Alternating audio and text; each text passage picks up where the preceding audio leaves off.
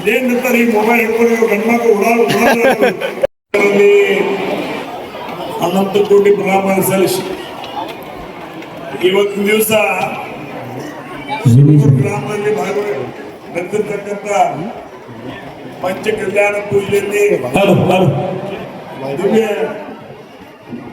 ದಿವ್ಯ ಸಾನ್ನಿಧ್ಯವನ್ನು ವಹಿಸಿರ್ತಕ್ಕಂಥ ಮಹಾರಾಜರಲ್ಲಿ ಅನಂತ ಕೋಟಿ ಪ್ರಣಾಮ ಸಲ್ಲಿಸಿ ಮಾತೆಯರಲ್ಲಿ ಅನಂತ ಕೋಟಿ ಪ್ರಣಾಮ ಸಲ್ಲಿಸಿ ಈ ಕಾರ್ಯಕ್ರಮದಲ್ಲಿ ಭಾಗವಹಿಸಿರ್ತಕ್ಕಂಥ ಯಾವತ್ತು ರಾಯಬಾಗ್ ತಾಲೂಕು ಇವತ್ತು ಶಿರೂರು ಗ್ರಾಮದವರು ಅಥವಾ ರಾಯಬಾಗ್ ತಾಲೂಕಿನ ಅಥವಾ ಬೆಳಗಾವಿ ಜಿಲ್ಲೆ ಯಾವತ್ತೂ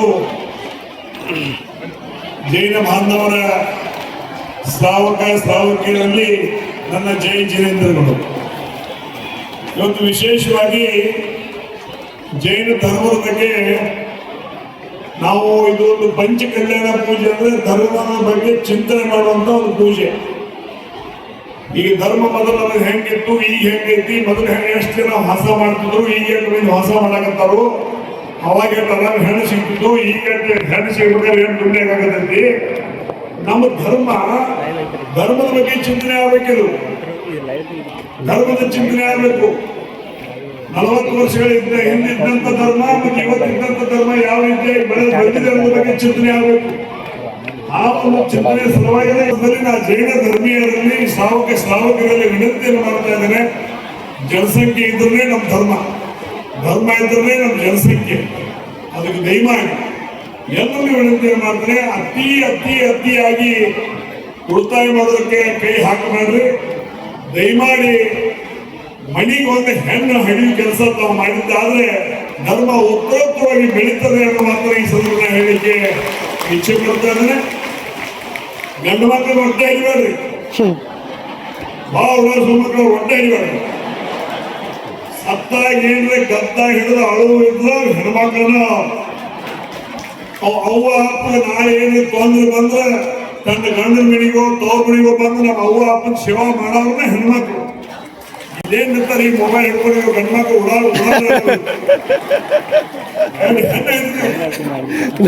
ಮೊದಲಿನ ಪರಿಸ್ಥಿತಿ ನೀವ್ಯಾಕೆ ಹಿಡಿಬಾರ್ದು ನನಗೂ ಓದ್ತೈತಿ. ಜೈನರು ಜನ್ಮಿಷ್ಟ್ರು ರೊಕ್ಕ ಒಂದು ಹೆಣ್ಣು ಹಿಡಿದ್ರೆ 10 ಲಕ್ಷ ರೂಪಾಯಿ ಹೋಗ್ತಾ ಹೋಗ್ತೀರಿ ನೀವು. ಆದ್ರೆ ಈಗ ಪರಿಸ್ಥಿತಿ ಹಂಗಿಲ್ಲ. ಒಂದು ಹೆಣ್ಣು ಹಿಡಿದ್ರೆ ತಿರುಗಿ 10 ಲಕ್ಷ ಕೊಟ್ಟು ಮದುವೆ ಮಾಡ್ಕೊಂಡು ಹೋಗಾಕ ನಂಬರ್ ಹಚ್ಚೈತಿ ಮಂದಿ. ಅದ್ರ ಸಲುವಾಗಿ ಹೆಣ್ಣು ಹಿಡಿದ್ರಿ ಅನ್ನುವಂಥ ಮಾತನ್ನ ಈ ಸಂದರ್ಭದಲ್ಲಿ ನಾ ಎಲ್ಲ ಶ್ರಾವಕರಲ್ಲಿ ವಿನಂತಿಯನ್ನು ಮಾಡ್ತಾ ಇದ್ದೀವಿ. ಇವತ್ತು ಈ ಒಂದು ಸಭೆ ಮುಖಾಂತರ ನಾವು ಮಾನ್ಯ ಮಹಾರಾಜರಿಗೆ ಸಾಲಾಪುರದಲ್ಲಿ ಭೇಟಿಯಾದಾಗ ಮಹಾರಾಜರು ವಿನಂತಿಯನ್ನು ಮಾಡಿದ್ದಾರೆ. ನೀವೇನು ಆಹಾರಕ್ಕಂತ ಮುಂಜಾನೆ ಹೋಗ್ತೀರಿ, ಯಾರ ಮನೆಯಾಗ ಹೆಣ್ಣು ಹಡುತ್ತಾರೋ ಅವ್ರ ಮನೆಗಂತ ಹೋಗ್ರಿ, ಇಲ್ಲಕ್ಕೂ ಆ ಮನೆಗೆ ಆಹಾರಕ್ಕೆ ಹೋಗ್ಬೇಡ ಅಂತ ಹೇಳಿದ್ರನ್ನ. ಯಾವ ಮನೆಯಾಗ ಹೆಣ್ಣು ಹಡುತ್ತಾರೋ ಆ ಮನೆಗಷ್ಟೇ ಆಹಾರಕ್ಕೆ ಹೋಗ್ರಿ, ಇಲ್ಲಕ್ಕೂ ಆ ಮನೆಗೆ ಆಹಾರಕ್ಕೆ ಹೋಗ್ಬೇಡ್ರಿ ಅನ್ನೋ ಮಾತನ್ನು ಅವ್ರು ಹೇಳಿದ್ರು. ಅವ್ರು ಏನಂತ ಗೊತ್ತಿಲ್ಲ, ಬಟ್ ನನಗೆ ತಿಳಿದನ್ನ ಹೇಳಿದ್ದಾರೆ. ಆದ್ರೆ ಇವತ್ತು ಈ ಸಮಾಜ ಉಳಿಬೇಕು. ಎಷ್ಟೋ 1000 ವರ್ಷಗಳ ಕಾಲದಿಂದ ಬಂದಿರತಕ್ಕಂಥ ಒಂದು ಇತಿಹಾಸ ಉಳ್ಳಂತ ಚೋಳರು, ರಾಷ್ಟ್ರಕೂಟರು, ಗಂಗರು, ಕದಂಬರು ಬಹಳ ಜನ ಇವತ್ತು ಈ ದಕ್ಷಿಣ ಭಾರತವನ್ನು ಆಳಿರ್ತಕ್ಕಂಥ ಜೈನ ಸಮಾಜ ಅಫ್ಘಾನಿಸ್ತಾನದವರೆಗೆ ತನ್ನದೇ ಆಗಿರ್ತಕ್ಕಂಥ ಒಂದು ಭರತ ಖಂಡವನ್ನು ಆಳಿರ್ತಕ್ಕಂಥ ಯಾರ ಧರ್ಮಕ್ಕೆ ಇವತ್ತು ಶ್ರೇಯಸ್ ಹೊಂದಿದ್ರೆ ಅದು ಜೈನ ಧರ್ಮಕ್ಕೆ ಸಾಧ್ಯ ಅನ್ನೋದು ಮಾತ್ರ ಹೇಳಲಿಕ್ಕೆ ನಾನು ಇಚ್ಛೆ ಪಡ್ತಾ ಇದ್ದೇನೆ. ಆ ನಿಟ್ಟಿನಲ್ಲಿ ಈ ಧರ್ಮ ಉಳಿಬೇಕು, ಬೆಳಿಬೇಕು. ಇವತ್ತು ಅಹಿಂಸಾ ಅಂದ್ರೆ ನಾನು ಓದಿದ ಪ್ರಕಾರ ಮನುಷ್ಯನಲ್ಲಿಯೂ ಸಹಿತ ಹಿಂಸಾತ್ಮಕ ವಿಚಾರಗಳು ಬರಬಾರ್ದು. ಒಂದು ವೇಳೆ ಮನುಷ್ಯನಲ್ಲಿ ಹಿಂಸಾತ್ಮಕ ವಿಚಾರ ಬಂದ್ರೆ ನೀವು ಜೈನರಲ್ಲ. ಇನ್ನೊಬ್ರಿಗೆ ಕೆಟ್ಟ ಬಯಸೋದು ನಮ್ಮ ಧರ್ಮದ ಕಾಯಕ ಅಲ್ಲ, ಇನ್ನೊಬ್ರಿಗೆ ಒಳ್ಳೆ ಬಯಸೋದು ನಮ್ಮ ಕಾಯಕ. ಇನ್ನೊಂದು ಸುಪ್ರೀಂ ಕೋರ್ಟ್ನಾಗ ಒಂದು ಕೇಸ್ ಇತ್ತು, ಈ ಸಲ್ಲೇಖನ ವೃತ್ತ ತಗೊಂಡಿರೋದಕ್ಕೆ ಆತ್ಮಹತ್ಯೆ ಅನ್ನುವಂಥ ವಿಷಯದ ಬಗ್ಗೆ ಚರ್ಚೆ ಸಲುವಾಗಿ ಒಬ್ಬರು ಯಾರೋ ಸುಪ್ರೀಂ ಕೋರ್ಟ್ ಹೋಗಿದ್ರು. ಆ ಸಂದರ್ಭದಲ್ಲಿ ನಾನು ವ್ಯಾಖ್ಯಾನ ಮಾಡಿದ್ದೆ. ಯಾಕಂದ್ರೆ ನಾ ಜೈನ ಧರ್ಮದಲ್ಲಿ ಲಿಂಗಾಯತ ಧರ್ಮದಲ್ಲಿ ಹುಟ್ಟಿರ್ಬೇಕು, ಅದನ್ನ ನಾ ಬೆಳೆದಿದ್ದು ಜೈನ ಧರ್ಮದಲ್ಲಿ. ಆ ಒಂದು ನಿಟ್ಟಿನಲ್ಲಿ ನನಗಿದ್ದಂಥ ಅನುಭವವನ್ನ ಇವತ್ತು ದಿವಸ ನಾನು ಹಂಚಿಕೊಂಡಿದ್ದೀನಿ. ಜೈನ ಧರ್ಮದಲ್ಲಿ ಮೂಢನಂಬಿಕೆ ಇದೆ ಹೊರತಾಗಿ ಮೂಢನಂಬಿಕೆ ಇಲ್ಲದೆ ಇರತಕ್ಕಂಥ ಯಾವುದಾದ್ರೂ ಧರ್ಮ ಅದು ಜೈನ ಧರ್ಮ. ನಿಮ್ಮಲ್ಲಿ ಮೂಢನಂಬಿಕೆ ಇಲ್ಲ, ಆದ್ರೆ ಮೂಢನಂಬಿಕೆ ಇದೆ. ಇವತ್ತು ಸಲ್ಲೇಖನ ವ್ರತ ಜಗತ್ತು ನೋಡಿದ್ರಪ್ಪ ಸಾಕಾಗೈತಿ, ಮಕ್ಕಳ ಮೊಮ್ಮಕ್ಕಳ ಮರಿಮಕ್ಕಳ ಕಿರಿಮಕ್ಕಳ ಎಲ್ಲ ಇಲ್ಲ, ಇನ್ನಷ್ಟು ಬಾಲಕ್ ಸೇರ್ತಾರಪ್ಪ ಅಂತ ಹೇಳಿ ಒಂದು ವ್ರತ ಅವ್ರು ಸಲ್ಲೇಖನ ವ್ರತ ತಗೊಂಡ್ರೆ ಅದು ಆತ್ಮಹತ್ಯೆ ಅಲ್ಲ. ನಾವ್ ಯಾವ ಅರ್ಜಿ ಹಾಕಿದ್ರೆ ಒಂದು ಗೈಲಿಗೆ ಹಾಕಿರೋ ಮಾತು ಸಹಿತ 50 ದಿವಸ ಮಾತಾಡುವಂತ ಪ್ರಸಂಗ ನಿರ್ಮಾಣ ಆಗ್ತದೆ. ಯಾಕಂದ್ರೆ ಜೈನ ಧರ್ಮ ತನ್ನದೇ ಆಗಿರ್ತಕ್ಕಂಥ ಒಂದು ವ್ಯವಸ್ಥೆಯಲ್ಲಿ ಬೆಳೆದು ಬಂದಿರತಕ್ಕಂಥ ಧರ್ಮ.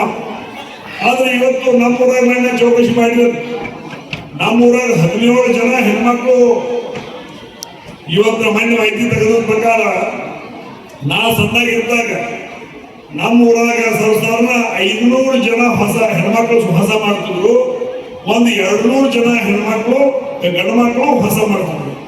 ಆದ್ರೆ ಈ ಭಾಗವಾರ ಮಾಹಿತಿ ತಗೊಂಡಿದ್ರನ್ನ 17 ಜನ ಹೆಣ್ಮಕ್ಳು ಹೊಸ ಮಾಡಿರ್ತಾರು, 3 ಮಂದಿ ಗಂಡು ಮಕ್ಕಳು ಹೊಸ ಮಾಡಿರ್ತಾರೆ. ಅಂದ್ರೆ ಇದು ಯಾಕೆ ಇದು ವಿಶೇಷವಾಗಿ ನೀವು ಎಲ್ಲಾ ಕಡೆ ಹೋದಾಗ ಹೇಳ್ತಾರೆ, ಜೈನ ಸಮಾಜದ ಆಹಾರ ಪದ್ಧತಿ ಯಾವ ಮಗ ಡಾಕ್ಟರ್ ಹೇಳಿದ್ರು ನಡೆಯಂಗಿಲ್ಲ ಅಂತ ಆಹಾರ ಪದ್ಧತಿ ಜೈನ ಸಮಾಜದಾಗ ಐತಿ ಅನ್ನೋ ಮಾತನ್ನ ಈ ಸಂದರ್ಭ ಹೇಳಲಿಕ್ಕೆ ನಾನು ಇಚ್ಛೆ ಪಡ್ತಾ ಇದ್ರೆ. ಅದು ವೈಜ್ಞಾನಿಕವಾಗಿಯೂ ಸಹಿತ ಪ್ರೂವ್ ಆಯ್ತದು. ಸಾಯಂಕಾಲ ವಾಸ 6 ಗಂಟೆಗೆ ನೀವು ವಾಸ ಮಾಡಿದ್ರೆ ಬೆಳಗಿನ ತನಕ ಪಚನ ಕ್ರಿಯೆಗೆ ಶಕ್ತಿ ಕೊಡ್ತದೆ. ಆ ಒಂದು ನಿಟ್ಟಿನಲ್ಲಿ ಆ ಜೈನ ಸಮಾಜದ ಆಹಾರ ಪದ್ಧತಿಯನ್ನು ಸಹಿತ ಇವತ್ತು ದಿವಸ ನಾನು ಅಳವಡಿಸ್ಕೊಳ್ಬೇಕು, ಇನ್ನೊಂದು ಧರ್ಮರು ಅಳವಡಿಸ್ಕೊಳ್ಬೇಕು. ಆ ಒಂದು ನಿಟ್ಟಿನಲ್ಲಿ ಈ ಸಂದರ್ಭ ಹೇಳ್ತಾ ವಿಶೇಷವಾಗಿ ಎಲ್ಲೆಲ್ಲಿ ಹಣ್ಣು ಸಿಗಾಕತ್ತಿಲ್ಲ, ಅಲ್ಲಿ ಒಂದು ಬೇರೆ ಕಡೆ ಏನೋ ತಂದು ಮಾಡಿ ಏನೋ ಮಾಡಾಕತ್ತಾರೆ. ನಾನು ಪಾಪ ಏನು ಅನಿವಾರ್ಯ ಐತಿ, ಜಗತ್ತ ಮುಂದೆ ನಡಿಬೇಕು, ಜಗತ್ತಿಗೆ ನಿಲ್ಲಕ್ಕಾಗಂಗಿಲ್ಲ, ಜಗತ್ತು ಮುಂದೆ ಹೋಗ್ಬೇಕು. ಆ ಒಂದು ಹಂತದಾಗ ಈ ಯಾವುದೋ ಒಂದು ಧರ್ಮದ ಹೆಣ್ಮಗ ತಗೊಂಡ್ಬಂದು ದೀಕ್ಷಾ ಕೊಟ್ಟು ಏನೋ ಮಾಡಿ ಮದುವೆ ಮುಂಜುವೆ ಮಾಡಾಕತ್ತಾರೆ. ಆದ್ರೆ ದೀಕ್ಷಾ ಕೊಟ್ಟು ನಿಮ್ಗೆ ಸಮಾಧಾನ ಆಗ್ತದೆ. ನಾವು ಆ ಹುಡುಗಿ ಯಾವ್ದಾರು ಧರ್ಮದಲ್ಲಿ ನಮ್ಮ ಜೈನ ಧರ್ಮಕ್ಕೆ ಬಂತು ಅಂತ ನಮಗೆ ಸಮಾಧಾನ ಆಗ್ತದೆ. ಆದ್ರೆ ನಾಳೆ ಆ ಹುಡುಗಿ ಆ ಹುಡುಗ ಕೂಡಿ ಏನು ಜನ್ಮ ಕೊಡ್ತಾರೆ, ಆ ಹುಡುಗಿರ್ಬೋದು ಹುಡುಗಿರ್ಬೋದು, ಆಕೆಯಲ್ಲಿ ಜೀನ್ಸ್ ನಾವೇನು ವಂಶಾವಳಿ ಅಂತೀವಿ, ಆ ವಂಶಾವಳಿ ಆ ಜೈನ ಸಮಾಜದ ಹುಡುಗರು ಬಂದಿದ್ರೆ ಅದು ಸಮಾಜಕ್ಕೆ ಒಳ್ಳೆಯದಾಗ್ತದೆ. ಒಂದ್ ವೇಳೆ ಆ ಬೇರೆ ಧರ್ಮದ ಹುಡುಗಿನ ಕರ್ಕೊಂಡ್ಬಂದು ಮದುವೆ ಮಾಡಿದ್ವಿ, ಅವರು ಜೀನ್ಸ್ ಬಂದ್ರೆ ಸಮಾಜ ಉಳಿಯುವುದಿಲ್ಲ, ಸಮಾಜ ಕೆಟ್ಟ ಆಗ್ತದೆ. ಅದಕ್ಕೆ ದಯಮಾಡಿ ಎಲ್ಲಾ ಶ್ರಾವಕರ ವಿನಂತಿಯನ್ನು ಮಾಡ್ತೀನಿ, ಕೇವಲ ಬೇರೆ ಧರ್ಮ ತಂದು ದೀಕ್ಷಾ ಕೊಟ್ಟು ಮದುವೆ ಮಾಡಿದ್ರೆ ಆಗೋದಿಲ್ಲ. ನಾಳೆ ಜೀನ್ಸ್ ಡೆವಲಪ್ ಆಗೋದು ಅಂದ್ರೆ ನಮ್ಮ ಧರ್ಮ ಉಳಿಯುವಂತ ಪರಿಸ್ಥಿತಿ ಇರೋದಿಲ್ಲ. ಅದಕ್ಕೆ ಒಂದು ಅರ್ಥ ಮಾಡಿಕೊಂಡು ಮನೆಯಲ್ಲಿ ಹೆಣ್ಣು ಹಿಡಿರಿ, ಹೆಣ್ಣು ಹಡದ್ರೆ ಮನೆ ತನು ಇರ್ತದೆ. ನಾಳೆ ಮೂಪಿಟ್ಟ ಅಂದಾಗ ಗಂಡ ಮಕ್ಕಳು ಏನು ಮಾಡಲಿಲ್ಲ ಅನ್ನೋದು ಸಹಿತ ಅವು ಅಪ್ಪನ ಕಾಳಜಿ ಮಾಡೋರು ಹೆಣ್ಮಕ್ಳು ಮಾಡ್ತಾರೆ ಮಾತ್ರ ಸಹಿತ ಇದೇ ಸಂದರ್ಭದಲ್ಲಿ ನಾವು ಮತ್ತೊಂದು ಹೇಳಲಿಕ್ಕೆ ಇಚ್ಛೆ ಪಡ್ತಾ ಇದ್ದೀನಿ. ಇನ್ನೂ ವಿಶೇಷವಾಗಿ ಇವತ್ತು ಹೊಲ ಇದ್ದವ್ರಿಗೆ ಹೆಣ್ಣು ಸಿಗುವರು, ಹೊಲ ಇದ್ದವ್ರಿಗೆ ಹೆಣ್ಣು ಸಿಗುವರು. ಯಾಕಂದ್ರೆ ಎಲ್ಲರ ತಲೆಗೆ ಐತಿ, ಏನು ಹೊಲ ಇದ್ದವ್ರಿಗೆ ಹೆಣ್ಣು ಕೊಟ್ಟರೆ ಅವ್ರು ಕಸ ತೆಗಿಯಕ್ಕೆ ಹಚ್ತಾರೋ, ಶೇಣ ಬೆಳೆಯಕ್ಕೆ ಹಚ್ತಾರೋ, ಶೇಣ ತೆಗಿಯಕ್ಕೆ ಹಚ್ತಾರೋ, ದಾರಿ ತೆಗಿಯಕ್ಕೆ ಹಚ್ತಾರೋ, ಹೀಗೇನೋ ತಲೆಗದು. ಆದ್ರೆ ಒಂದು ದಿವಸ ಅದು ಒಂದು ದಿವಸ ಇದೊಂದು ಕಾಲ ನೋಡಿದ್ವಿ ನಾವು. ಇನ್ನು 10 ವರ್ಷ ಬಿಟ್ಟು ರೈತರ ಮನೆ ಮುಂದೆ ನೀವ ಬಂದು ನಿಂತು ನನ್ನ ಮಗಳನ್ನ ಮಾಡ್ಕೊಂಡು ಅನ್ನುವಂಥ ಪರಿಸ್ಥಿತಿ ದಿನ ಬರ್ತಾ ಇದೆ ಮಾತ್ರ ಸಹಿತ ಇದೇ ಸಂದರ್ಭದಲ್ಲಿ ಹೇಳಿಕೆ ಇಚ್ಛೆ ಪಡ್ತಾ ಇದ್ದೀನಿ. ಯಾಕಂದ್ರೆ ಇವತ್ತು ಆಗಿರ್ತಕ್ಕಂಥ ಒಂದು ವ್ಯವಸ್ಥೆಯಲ್ಲಿ ಎಲ್ಲಾ ಕಡೆ ಔಷಧ ಬರೆದಂತಾನ ಆಹಾರವನ್ನು ತಿನ್ನಬೇಕು. ಎಲ್ಲರೂ ನಮ್ಮೂರಾಗ ನಿಮ್ಮೂರಾಗ ಎಲ್ಲ ಇಡೀ ಜಗತ್ತಿನಾಗ ಔಷಧ ಬರೆದ ಆಹಾರವನ್ನು ತಿನ್ನಬೇಕು. ಇನ್ನು 4-5 ವರ್ಷದ ನಂತರ ರೈತರ ಮನೆ ಮುಂದೆ ಜನ ನಂಬರ್ ಹಚ್ತಾರೆ, ನಮಗೆ ಜೋಳ ಕೊಡು, ನಮಗೆ ಗೋಧಿ ಕೊಡು, ನಮಗೆ ಪಲ್ಯ ಕೊಡು, ಔಷಧ ಬಡಿಂದ ಕೊಡು, ಆಕಳಿಗೆ ಔಷಧ ಬಡಿದ ಮೇವು ಹಾಕಿದ್ದ ಹಾಲು ಕೊಡು. ಇಲ್ಲಿ ತನಕ ನಮ್ಮ ರೈತರ ಮನೆ ಮುಂದೆ ನಂಬರ್ ಹಚ್ತಾರೆ. ಅದಕ್ಕೆ ದಯಮಾಡಿ ರೈತರ ಮಗ ಅಂತ ದಯಮಾಡಿ ಕಡೆಗಣಿಸಬೇಡ್ರಿ. ರೈತರ ಮಕ್ಕಳು ಇದ್ರು ಸಹಿತ 1 ಎಕರೆ 50 ಲಕ್ಷ ರೂಪಾಯಿ ಕಿಮ್ಮತ್ತಾಗತ್ತೆ. ಅದಕ್ಕೆ ದಯಮಾಡಿ ರೈತರ ಮಗ ಅಂತ ಕಡೆಗಣನೆ ಮಾಡಬೇಡ್ರಿ. ಇಡೀ ದೇಶಕ್ಕೆ ಒಟ್ಟಿಗೆ ಹಾಕೋ ರೈತ, ಅವನ ಮನೆ ಸುಖವಾಗಿದ್ರೆ ದೇಶ ಸುಖವಾಗಿರ್ತದೆ. ಆ ನಿಟ್ಟಿನಲ್ಲಿ ರೈತರು ಮನೆ ಕೊಟ್ರೆ ದಾರಿ ತೆಗಿಸ್ತಾರೋ, ಕಬ್ಬಿನ ಕಳಿ ಹಾಕಿಸ್ತಾರೋ, ಶರಣ ತೆಗಿಸ್ತಾರೋ ಅನ್ನೋಂಥ ಭಾವನೆಯನ್ನು ಬಿಡ್ರಿ. ಕೈ ಕೆಸರಾದ್ರೆ ಬಾಯಿ ಮೊಸರು ಅನ್ನುವಂಥ ದೃಷ್ಟಿಯಲ್ಲಿ ನಮ್ಮ ಮಕ್ಕಳು, ನಮ್ಮ ಮೊಮ್ಮಕ್ಕಳು, ಗಂಡ್ಮಕ್ಕಳು, ಯಾಕಂದ್ರೆ ಜೈನ್ ಮನೆಯಾಗ ಹೈನು ಬಾಳ ಇರ್ತಾರೆ, ಹೈನಿದ್ದವ್ರಿಗೆ. ಈಗ ನಾವು ಸದಾಗಿದ್ದಾಗ ಹೆಣ್ಣು ಕೊಡ್ಬೇಕಾದ್ರೆ ನಿಮ್ಮ ಮನೆಯಾಗ ಧರ್ಮ ಇರ್ತದವ್ರು ಕೇಳ್ತಾರೆ, ಬೇಡದೋ ಏನ್ ಬೇಡದೋ ಕೇಳಿ ಹೆಣ್ಣು ಕೊಡ್ತರು. ಯಾಕಂದ್ರೆ ಮಕ್ಕಳ ಮೊಮ್ಮಕ್ಕಳಿಗೆ ಹೈನ್ ಇರ್ತದೆ. ಈಗ ಮನ್ಯಾಗ ಹೋಗಿ ಈಗಿನ 100 ಮಂದಿ ದನಗಳು ಅದಾವ ನಿಮ್ ಮನೆ ಕಡೆ ಬರೋದ ಹೆಣ್ಣು ಕೊಡಾಕ ಬರುಲ್ಲ, ಮಾರ್ಕೆಟಿಗೂ ಬರುದಿಲ್ಲ. ಮತ್ತೆ ಇದ್ದಿದ್ದಾಗ ಮಾತ್ರ ಚಾಲು ಮಾಡಿದಾರ. ಏನ್ ಮಾಡಿದರು? ಅವು ಅಪ್ಪ ಅದಾರೋ ಅನ್ಸಿದ್ದಾರ. ಅದು ಬಂದ ಈ ಪರಿಸ್ಥಿತಿ, ಇಂಥ ಪರಿಸ್ಥಿತಿ ಕೈ ಮೀರುವಂತ ಪರಿಸ್ಥಿತಿ ಬಂದಾಗ ನಾವು ಅನಿವಾರ್ಯವಾಗಿ ಮಹಾರಾಜರು ಪಂಚಕಲ್ಯಾಣ ಪೂಜೆ ಮಾಡೋ ಮುಖಾಂತರ ಸಮಾಜನ ಒಂದು ಕಡೆ ಕೂಡಿಸಿ ನಾವೇನು ತಪ್ಪಾಗತ್ತೀವಿ, ಏನು ಸರಿ ಮಾಡ್ಕೊಳ್ಬೇಕು ಅನ್ನೋದ್ರ ಬಗ್ಗೆ ಜ್ಞಾನಾರ್ಜನೆ ಮಾಡುವಂತ ಕೆಲಸ ಮಹಾರಾಜರ ಮುಖಾಂತರ ಮಹಾಮಾತೆಯ ಮುಖಾಂತರ ನಡೀತಾ ಇದೆ. ಆ ನಿಟ್ಟಿನಲ್ಲಿ ಎಲ್ಲ ಶ್ರಾವಕರು ಈ ನಿಟ್ಟಿನಲ್ಲಿ ಗಮನ ಹರಿಸೋದ್ರ ಜೊತೆಗೆ ನಾವು ಬೆಳೆದ್ರೆ ಆಗೋದಿಲ್ಲ, ನಮ್ಮ ಸಮಾಜ ಬೆಳಿಬೇಕು, ನಮ್ಮ ಧರ್ಮ ಬೆಳಿಬೇಕು, ನಮ್ಮ ಮನೆ ಬೆಳಿಬೇಕು, ನಮ್ಮ ಆಚಾರ ವಿಚಾರ ಬೆಳಿಬೇಕು, ನಮ್ಮ ಸಂಸ್ಕಾರ ಬೆಳಿಬೇಕು. ಅದ್ರ ಜೊತೆಗೆ ಗಂಡು ಮಕ್ಕಳಿಗೆ ಒಂದು ಮಾತನ್ನು ಹೇಳಲಿಕ್ಕೆ ಇಚ್ಛೆ ಪಡಾಕತ್ತಾರೆ. ಹೆಗಡೆ ಅವ್ರು ಅನ್ನಬಹುದು, ಬಹುಶಃ ಮಗ ಬಂದವ ಹೆಣ್ಮಕ್ಳಿಗೆ ಹೇಳ್ತಾರೆ ನಮಗೇನು ಸಂಬಂಧ ಇರುತ್ತೆ, ನೀವು ಹಾಸ ಮಾಡಕ್ ಚಾಲು ಮಾಡ್ರಿ, ಹಾಸ ಮಾಡ್ರೆ ನಿಮಗೂ ಹೆಣ್ಣು ಸಿಗ್ತಾವ. ನೀವು ಹಾಸ ಮಾಡೋದು ರಾತ್ರಿ 4 ಊಟ ಮಾಡಾಕಂದ್ರೆ ಹೆಣ್ಣು ನಾವು ಕೊಡುವುದಿಲ್ಲ, ಎದ್ದು ಓಡಿ ಬೆಳಗ್ಗೆ ಹೋಗ್ತಾವ. ದಯಮಾಡಿ ಎಲ್ಲ ನನ್ನ ಯುವಕ ಮಿತ್ರರನ್ನು ಸಹಿತ ವಿಶೇಷವಾಗಿ ವ್ಯಸನದಿಂದ ದೂರ ಇರಬೇಕು.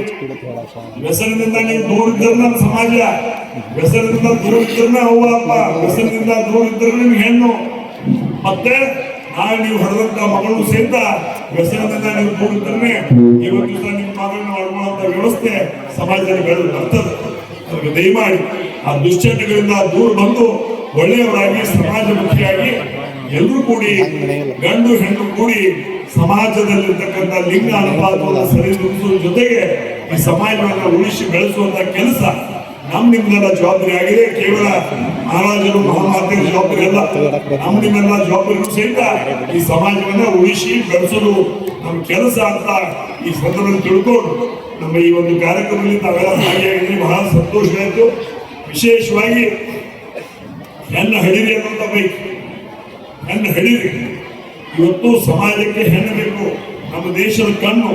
ಆ ದೃಷ್ಟಿಯಲ್ಲಿ ಇವತ್ತು ಮತ್ತೊಮ್ಮೆ ಎಲ್ಲ ಶ್ರಾವಕರಿಗೆ ವಿನಂತಿಯನ್ನು ಮಾಡ್ತಾ ಈ ಒಂದು ಕಾರ್ಯಕ್ರಮಕ್ಕೆ ನನ್ನನ್ನು ಕರೆದು ನಾಲ್ಕಾರು ವಿಚಾರಗಳನ್ನು ಹಂಚಿಕೊಳ್ಳಿಕ್ಕೆ ಅವಕಾಶ ಮಾಡಿಕೊಟ್ಟಿರ್ತಕ್ಕಂಥ ಈ ಕಾರ್ಯಕ್ರಮದ ಸಂಘಟಕರಿಗೂ, ಈ ಕಾರ್ಯಕ್ರಮದ ವೇದಿಕೆ ಮೇಲೆ ಆಸೀನಾಗಿರ್ತಕ್ಕಂಥ ಯಾವತ್ತೂ ಗಣ್ಯಮಾನ್ಯರಿಗೂ ಮತ್ತು ಈ ಕಾರ್ಯಕ್ರಮದಲ್ಲಿ ಭಾಗವಹಿಸಿರ್ತಕ್ಕಂಥ ಯಾವತ್ತೂ ಶ್ರಾವಕರು ಅನಂತಕೋಟಿ ಪ್ರಣಾಮಗಳನ್ನು ಸಲ್ಲಿಸಿ ನನ್ನ 4 ಶಬ್ದಗಳನ್ನು ಶ್ರೀಗಳ ಚರಣಕ್ಕೆ ಸಮರ್ಪಣೆ ಮಾಡ್ತಾರೆ. ಎಲ್ಲರಿಗೂ ಜೈ ಜಿನೇಂದ್ರ.